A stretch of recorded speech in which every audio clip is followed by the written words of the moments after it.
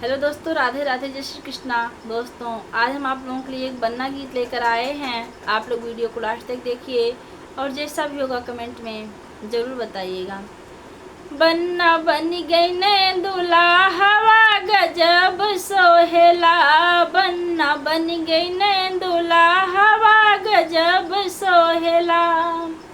मंडप अंदर बन्नी बैठी मन में करत विचार, मंडप अंदर बन्नी बैठी मन में करत विचार।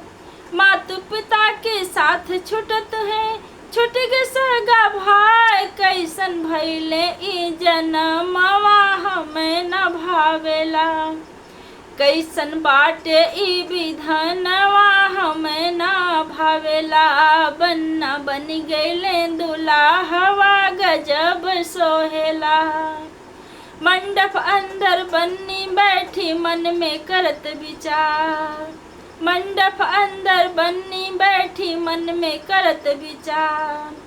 चाचा चाची के साथ छूट गए संगा भाई, कैसन बाटे ई विधनवा हमें न भावेला, कैसन बाटे ई विधनवा हमें न भावेला।